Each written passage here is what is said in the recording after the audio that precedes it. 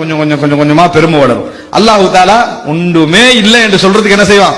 நீ ஒன்றுமே இல்லை என்று சொல்கின்ற தருணங்களையும் சந்தர்ப்பங்களையும் சாதாரண குடும்ப பிரச்சனையில நின்று அல்லாஹ் உணர்த்துவான். நம்ம அடிக்கிற பெருமைக்கு தானே குடும்பத்திலே, நீ இல்லாட்டி எப்படி, நான் இல்லாட்டி நீ எப்படி பொழைக்கிறன்னு பார்த்துக்கொள்வோமேன்னு மனைவிட்ட பேசுவோம். நாமே பெத்தெடுத்து புள்ளைகிட்ட பேசிக்கிட்டு இருக்கோம். நான் இல்லைன்னா பிச்சை எடுத்திருப்பீங்கன்னு சொல்லி பேசுற பெற்றோர்கள் இருக்கிறாங்க. சுபஹானல்லாஹ். அல்லாஹ் அந்த மாதிரி சந்தர்ப்பங்கள் எல்லாம் நீங்க புரிந்து கொள்ள வேண்டிய, நம்ம மோதுறது யாரோட? அல்லாஹோட. இந்த உலகத்தில் எவரும் எவர் மீதும் தேவையில்லாமதான் அல்லாஹ் தஆலா படைச்சிக்கிறான். ஆனா ஒரு கோஆபரேஷனான லைஃப் அல்லாஹ் எங்களுக்கு அமைச்சு தந்திக்கிறான். என்னாலதான் என்று நம்ம நினைக்கிற கட்டங்கள் என்றைக்கும் என்ன செய்யக்கூடாது, வரவே கூடாது. அதனுடைய ஒரு வடிவம் தான் பேரப்புள்ள வரைக்கும் விடுகின்றது.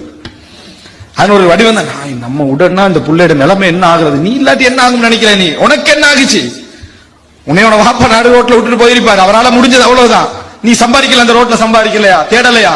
அல்லாஹு தஆலா ஒருத்தர் நான் இல்லாட்டி என்ன ஆகுறது எல்லா விஷயத்தையும் வரைஞ்சு கட்டி கொண்டிருக்கக்கூடிய நிலையில ரசூலுல்லாஹ்களும் இருக்கல.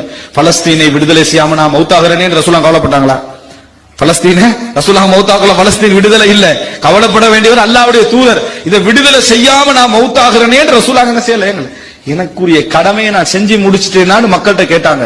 சஹாபாக்கள் பலஸ்தீன் மட்டும் என்னது பேலன்ஸ்ல இதுன்னு சொன்னாங்க. சஹாபாக்கள் அல்லாஹ்வின் தூதரை எத்தி வைத்து விட்டீர்கள், செய்தி என்னது முடிஞ்சது, அடுத்தது நாங்க கண்டினியூ பண்றோம்.